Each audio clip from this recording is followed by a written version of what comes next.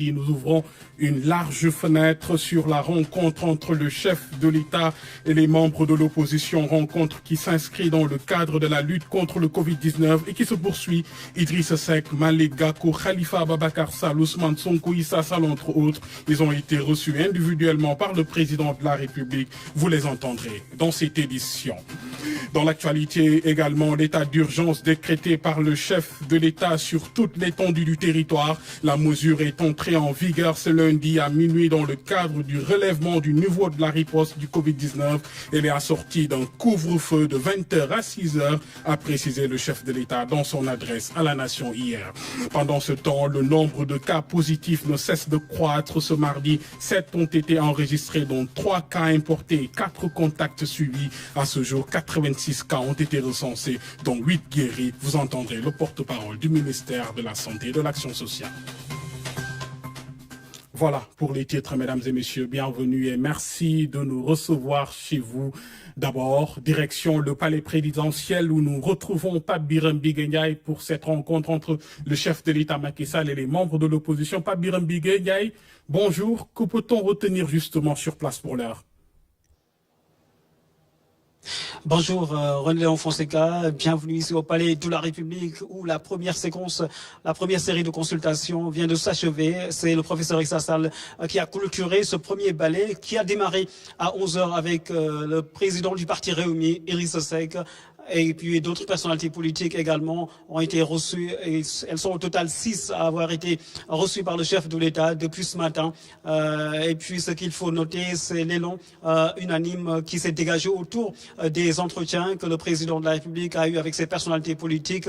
L'opposition parlementaire qui aujourd'hui est mise au premier plan dans le cadre de la lutte contre le Covid-19. C'est l'initiative du président de la République Macky Sall qui veut associer toutes les forces vives de la nation à cette croisade pour vaincre cet ennemi commun qu'est le Covid-19. C'est donc avec un élan de consensus que les personnalités politiques sont venues répondre à l'appel du chef de l'État, adhérer à ces mesures qu'il a prises donc à l'occasion de son adresse à la nation. On a véritablement constaté que ce sont des mesures qui ont été saluées par l'ensemble des personnalités politiques qui sont venus répondre à l'appel du chef de l'État depuis ce matin. Cela entre en droite ligne de la vision du chef de l'État de mettre en place un cadre qui puisse approfondir la réflexion, enrichir la réflexion autour des enjeux du Covid-19 pour vaincre ce fléau. Donc, ce qu'on peut dire pour l'instant, c'est que c'est toutes ces personnalités qui ont été reçues par le chef de l'État adhèrent à la volonté du chef de l'État, sont en phase avec ces mesures qui donc entrent dans le cadre de lutter efficacement contre le Covid-19. La deuxième partie va commencer à partir de 16h jusqu'à 21h pour bien sûr poursuivre la série d'entretiens avec les personnalités politiques. Il y aura également l'entretien qui sera accordé aux représentants du FRN, le Fonds de résistance nationale, en la personne de Mokhtar Souran, qui sera également ici au Palais de la République dans l'après-midi. Donc c'est en gros ce qu'on peut retenir dans cette série de consultations, d'entretiens que le chef de l'État accorde depuis ce matin à des leaders de la classe politique, les leaders de l'opposition parlementaire. Merci Pape Birame pour toutes ces précisions. On vous retrouve dans quelques heures pour la suite des audiences. Et justement, retour sur ces rencontres entre le chef de l'État et les membres de l'opposition. Idrissa Seck, qui a été reçu en premier, a indiqué qu'il adhérait totalement à la démarche du président de la République. Je vous propose justement de l'écouter. Je voudrais d'abord vous adresser mes salutations et mes prières pour l'ensemble du peuple sénégalais et l'ensemble du monde, pour que Dieu nous accorde la victoire dans ce combat que nous menons contre le coronavirus. Naturellement, ma présence suffit à indiquer notre totale adhésion à la démarche du président de la République d'associer l'ensemble des fils du pays, au-delà de la classe politique, la classe religieuse, les artistes, les journalistes, tous les fils du pays doivent être mobilisés. Il doit y avoir une mobilisation générale dans le cadre du combat contre le coronavirus. Parce que les faits sont simples. Il n'y a ni vaccin, ni médicaments. Deuxièmement, la propagation passe par le contact entre les hommes. Et il est préférable de prévenir plutôt que d'attendre d'être obligé de guérir, et d'ailleurs de le faire avec difficulté. Je pense que le cas de l'Italie prouve à suffisance que les systèmes de santé, même des pays développés, peuvent être rapidement débordés par une affluence trop forte de cas. Maintenant, il ne s'agit pas de trop débattre, de trop analyser, il s'agit de se mobiliser comme un seul homme pour combattre le virus. Chez nous, il y a un proverbe très simple qui dit que l'eau qui est destinée à éteindre le feu n'a pas besoin d'être filtrée. On n'a pas le temps de trop débattre. Il s'agit d'une mobilisation générale contre la maladie. Et c'est dans ce cadre que s'inscrit l'appel du président de la République auquel nous avons souscrit. Et bien sûr, cela se prolongera au niveau de l'Assemblée nationale où nous appelons tout le monde à voter la loi d'habilitation, bien évidemment, qui permettra au président de la République d'avoir tous les outils nécessaires pour mettre en œuvre le plan Force Covid-19. Le Sénégal est en jeu et aucun enjeu partisan ne compte, dira Malick Gakou à sa sortie d'audience avec le chef de l'État, Malick Gakou, que je vous invite à écouter. J'ai eu un entretien très fructueux avec Monsieur le Président de la République. Et vous savez que notre pays, à l'instar de la communauté internationale, est traversé par cette pandémie extrêmement dangereuse qui est le coronavirus Covid-19. Toutes les populations du monde sont touchées et le Sénégal n'est pas épargné. C'est la raison pour laquelle le président de la République nous a conviés à cette vaste mobilisation du peuple sénégalais, des forces vives de la nation, afin qu'ensemble nous puissions triompher contre la pandémie. Le Sénégal est en jeu, et quand le Sénégal est en jeu, aucun enjeu partisan ne peut être pris en compte. C'est la raison pour laquelle nous adhérons à l'appel à l'unité nationale, nous adhérons à l'appel au consensus national et à la cohésion nationale. Le Sénégal uni peut vaincre et gagner toutes les batailles, et cette bataille contre cette pandémie qui peut menacer durablement l'avenir de la nation est une bataille extrêmement importante pour la pérennisation et la défense des intérêts supérieurs de la nation sénégalaise. C'est la raison pour laquelle j'ai dit au président de la République notre détermination de ne ménager aucun effort afin qu'ensemble, avec l'État du Sénégal, les autorités sanitaires du pays et toutes les forces de la nation, que nous puissions mobiliser toutes nos énergies autour de cette bataille pour gagner la guerre contre le coronavirus. Khalifa Ababacar Sall a aussi été reçu par le chef de l'État. Le voici à sa sortie d'audience, toujours au micro de Pape Birame Biguedia et Aboubakry Kane. Nous avons parlé du Sénégal. Nous le savons tous, le monde fait face à un péril, un danger qui ne nous guette plus, mais qui est en nous et parmi nous. Et dans ce monde qui est éprouvé, le Sénégal n'est pas épargné. Il s'est donc agi pour nous d'échanger, de venir écouter le président de la République et échanger sur cette pandémie qui est une vraie menace. Et je voudrais à ce niveau dire toute ma compassion vis-à-vis des Sénégalaises et des Sénégalais qui ont été contaminés. Leur souhaiter que ce soit ceux qui sont dans le pays comme ceux de la diaspora. Leur dire notre compassion et notre soutien et nos prières. Dire aussi à ceux qui sont dans les liens de la détention comme dans les prisons notre soutien, parce que c'est des lieux où ceux qui y sont ne disposent pas de toutes les marges de mobilité. Dire aussi que quand c'est le pays, nous dépassons un certain nombre de contingences pour que tous ensemble, puisque cette maladie nous invite, pour que nous puissions être efficaces dans notre lutte contre elle, nous invite à plus d'unité, à plus de solidarité, à plus de responsabilité dans nos attitudes, dans nos comportements et dans nos actes que nous posons chaque jour. C'est dire donc aussi que l'autre leçon qui est aussi une invite, ces bouleversements qui sont issus de cette pandémie interpellent toute la communauté internationale sur les politiques que nous menons depuis lors. Ces politiques qui n'avaient pas donné toute la priorité qu'il fallait à l'homme, à l'individu. Aujourd'hui, c'est l'individu qui est touché. Et c'est toute la machine économique et financière qui est presque à terre.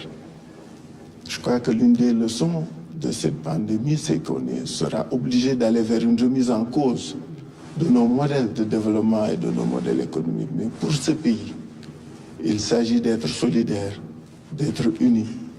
Et nous voulons vraiment féliciter le gouvernement pour les initiatives prises et lui assurer de notre soutien.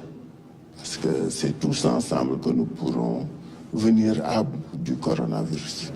Quelles sont les appréciations que vous faites sur les mesures prises par le président de la République à l'occasion de son adresse à la nation hier soir? Oui, c'est de cela que nous avons discuté avec M. le Président. Nous avons discuté de la pandémie, des mesures prises par le gouvernement. Bien sûr, ce dont on a parlé, je ne vais pas les déflorer ici. Mais nous lui avons fait part de nos avis, de nos suggestions sur la manière de conduire. Mais comme je dis, l'appréciation, elle est positive. Les mesures prises rassurent. Les mesures prises incitent à l'unité. Leur mise en œuvre doivent être le fait de tout le monde. Doit être le fait de tout le monde. Chacun de nous doit s'impliquer pour que ces mesures réussissent. Mais elles vont dans le bon sens. Informer, sensibiliser, organiser, confiner de manière territoriale, impliquer tous les acteurs au niveau de l'État et de la société.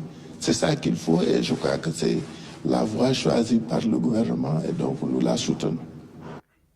Ousmane Sonko, le leader du PASTEF, était aussi de la partie. Il a été reçu par le chef de l'État, morceau choisi à sa sortie d'audience.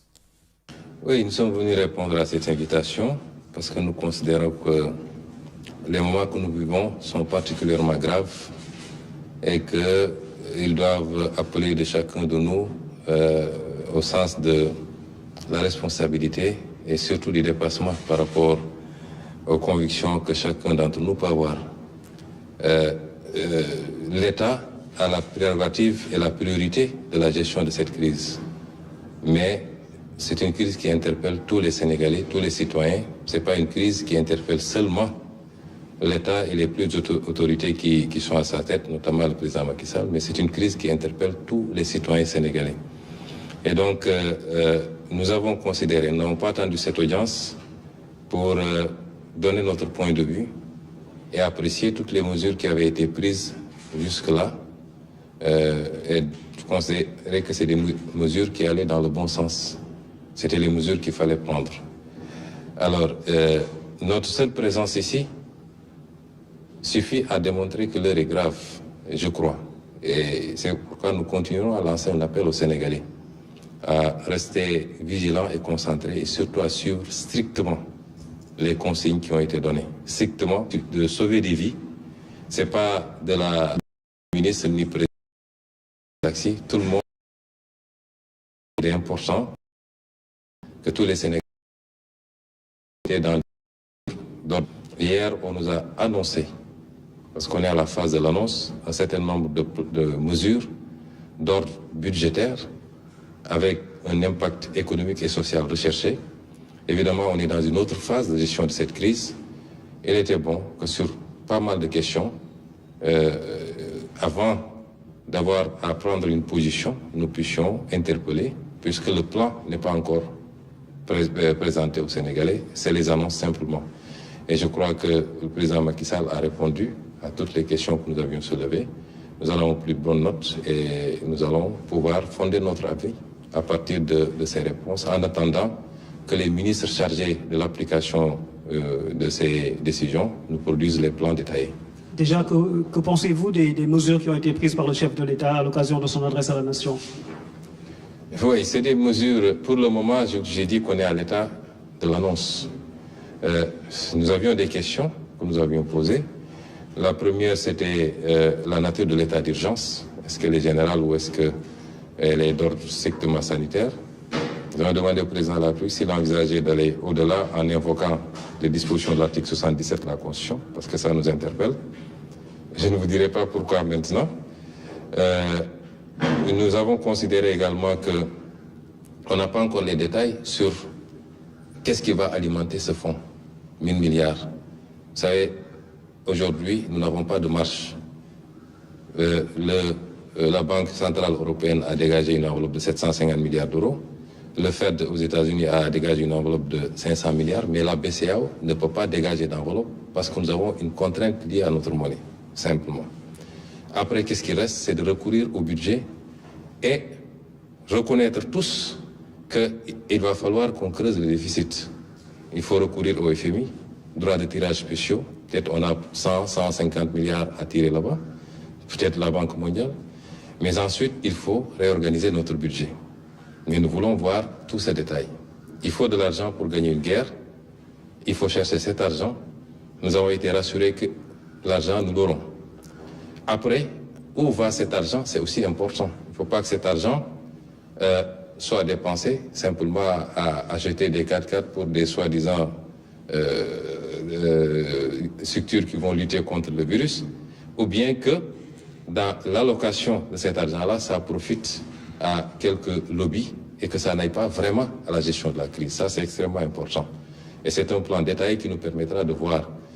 Déjà, j'ai dit carrément au président que je ne suis pas d'accord avec les mesures fiscales du moins. Les mesures d'annulation de dette fiscale, surtout quand c'est fait de manière généralisée, ne sont jamais de bonnes mesures. Vous ne pouvez pas mettre dans le même panier ceux qui ont carrément commis des crimes fiscaux, notamment collecter de la TVA et ne pas la reverser, ou collecter de l'impôt sur les salaires et ne pas reverser, avec ceux qui peut-être ont commis des erreurs de bonne foi, c'est des questions d'interprétation, etc., etc. Mais nous avons considéré qu'il est plus pertinent de demander simplement un moratoire, de repousser le paiement de ces dettes fiscaux, puisque nous-mêmes, d'après ce qui m'a été dit, nous allons demander aux bailleurs de nous octroyer un délai pour le paiement de notre dette, plutôt que de procéder à l'annulation d'une dette, pour que ça aille simplement dans des poches et non pas dans la lutte réellement contre la pandémie ou la relance de l'économie.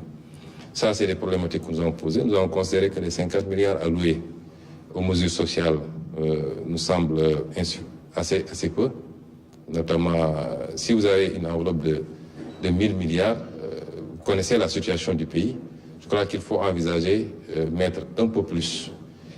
Nous n'avons pas entendu de mesures pour les salariés, par exemple, également. Il n'est pas question pour nous de dire oui, les gens ne vont pas payer ceci ou cela. Il y a beaucoup de choses qui se disent, on ne paye pas le loyer, on ne paye pas l'eau, on ne paye pas l'électricité. On n'est pas à ça, puisqu'on n'a pas prononcé une mesure de confinement.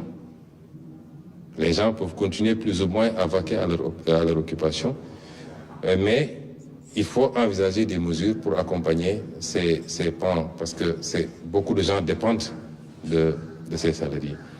Et nous avons également abordé des préoccupations toujours par rapport à l'utilisation de cette enveloppe et surtout au contrôle de cette enveloppe.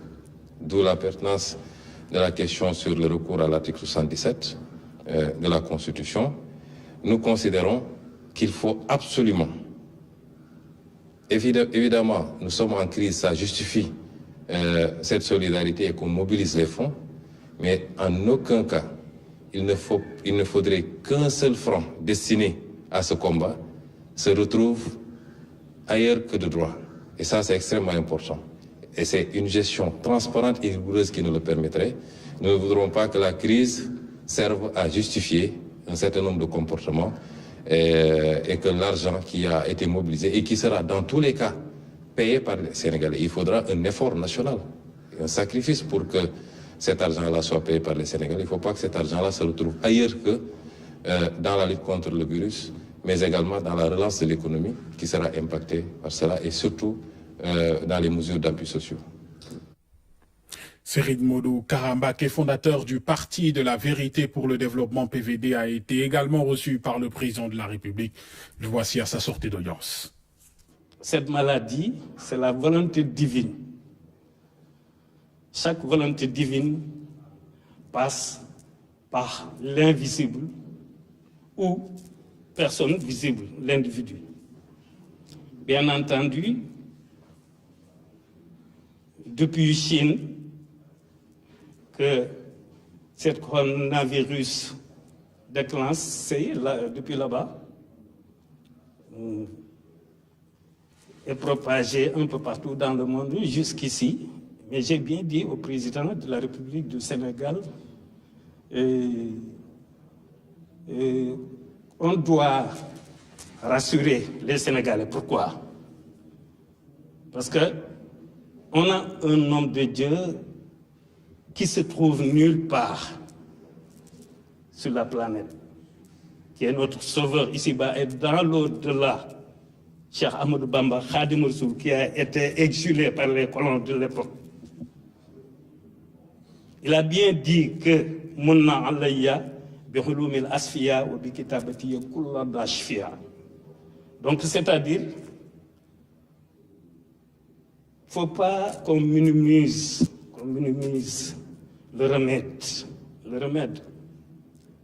Si on voit un serpent là-bas, dans les Niayes, qui morde quelqu'un, un individu vient de faire comme ce qu'on appelle l'ougou, en répétant des mots, sans voir un médecin. Donc il nous faut ça aussi. Mais comme l'État, c'est l'État, le chef de l'État est le chef de l'État avec ses directives. Nous demandons aux citoyens, surtout les jeunes, de respecter la parole du chef de l'État.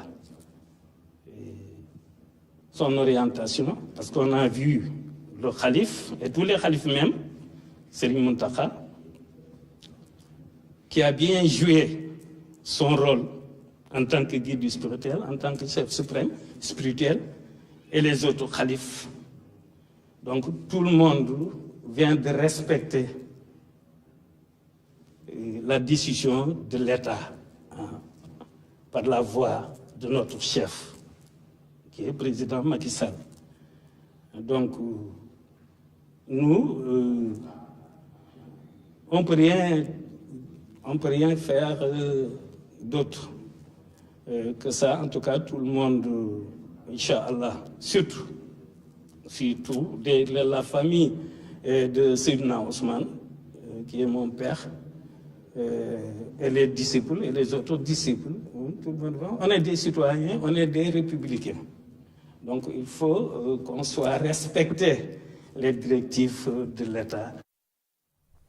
Et tout juste après, c'était au tour de Maître Issa Sall de rencontrer le chef de l'État, Maître Issa Sall, que voici au micro de Pape Birame Ndiaye et Aboubakry Kane. C'était un honneur d'être reçu par le président de la République. Vous vous êtes rendu compte que nous sommes restés relativement longtemps à discuter de ce fléau. Je lui ai fait comprendre que nous adhérons entièrement aux dispositions prises Et nous allons l'accompagner.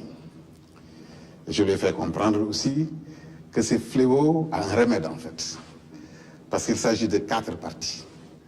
La première partie, c'est le président et ses collaborateurs. La deuxième partie, ce sont les scientifiques, les médecins. Et la troisième partie, c'est le peuple divisé en 2 parties. Ceux qui sont malades et ceux qui ne le sont pas encore. Pour ce qui est de la première partie, mais le président a fait ce qu'il devait faire. Et ses collaborateurs à charge pour nous maintenant de suivre ces conseils. Et si j'ai dit que cette affaire a un remède, c'est parce que tout simplement, les médecins nous ont dit il n'y a pas encore de vaccin, il n'y a pas encore de médicaments, mais le remède, c'est la distanciation. Cela veut dire qu'il faudrait qu'on observe cette distanciation. Il faudrait que les gens restent chez eux le maximum possible. Ceux qui ne peuvent pas rester chez eux, s'ils doivent sortir, qu'ils observent une certaine distanciation. Et j'ai fait comprendre au président de la République que cette chose, elle est exponentielle. Vous savez, une fonction exponentielle. À l'origine, elle est très faible, mais elle monte très rapidement. C'est ce qui est arrivé à beaucoup de pays. Et nous ne souhaitons pas que ça arrive à notre pays.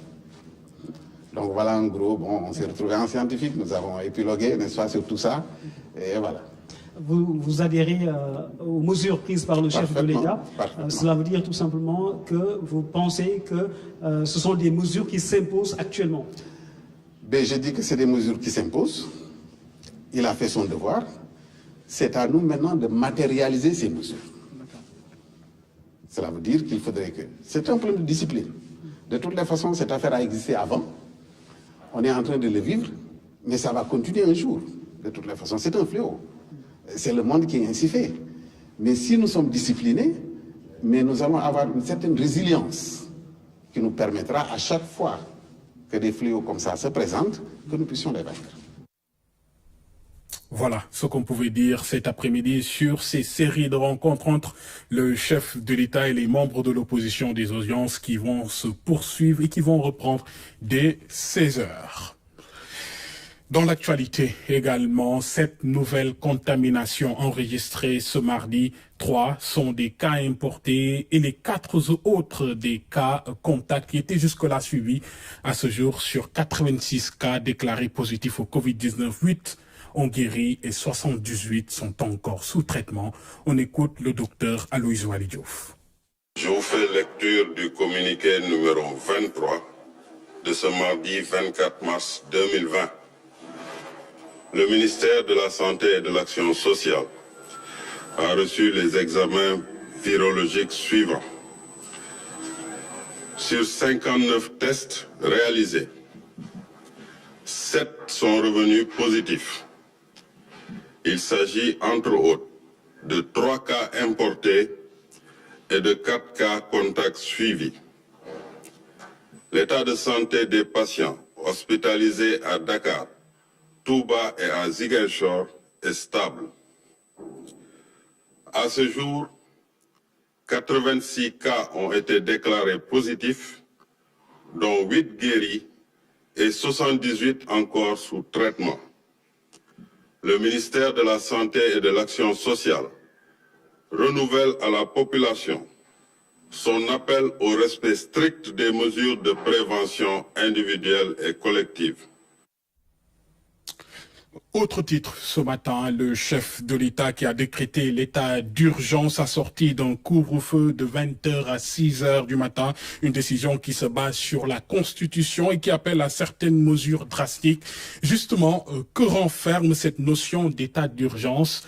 Cette disposition constitutionnelle en date de 1963 vise à restreindre les libertés des citoyens et donne également de plein pouvoir à l'autorité administrative pour contenir la progression du Covid-19. Lamine Touré nous en dit un peu plus. Attendu sur la suite à donner à la lutte contre le Covid-19, le président de la République passe à une étape supérieure. Le chef de l'État a décrété l'état d'urgence pour faire face à une calamité publique. Aujourd'hui, le contenu du message, c'est quoi? C'est un message qui, du point de vue de la forme, respecte en réalité toute la procédure, parce que la gravité de la situation a d'abord été évoquée par le chef de l'État. Ensuite, donc, il a vu également, il a dû parler avec les hommes de l'art pour prendre maintenant la décision qu'il a prise. Donc, c'est tout à fait fondé. L'état d'urgence dure 12 jours. En cas de besoin de prorogation, l'Assemblée nationale sera saisie, car cette situation ne remet pas en cause le fonctionnement des institutions de la République. L'état d'urgence a une durée qui est limitée par la même Constitution. La Constitution dit que la durée de l'état d'urgence est 12 jours. Sauf si maintenant l'Assemblée nationale autorise le chef de l'État à proroger ce délai de 12 jours. Donc il est possible que l'on puisse proroger ce délai, mais ce n'est pas de là. Il faudrait que le chef de l'État saisisse à l'Assemblée nationale pour que celle-ci lui autorise justement à proroger les 12 jours. La liberté d'expression et d'autres acquis citoyens dans une démocratie moderne sont ici contrôlés en vertu de l'article 10 de la Constitution. Parmi les libertés fondamentales, vous avez la liberté de presse, vous avez la liberté d'expression, vous avez la liberté d'aller et de venir. Pendant l'état d'urgence, la liberté d'aller et de venir est remise en cause. Pourquoi? Parce que le chef de l'État peut dire pendant un délai bien précis, de 20 h du soir à 6 h du matin, les déplacements sont limités, sont organisés, sont contrôlés. Ça fait partie des restrictions des libertés, puis pourtant qui sont prévues par la Constitution.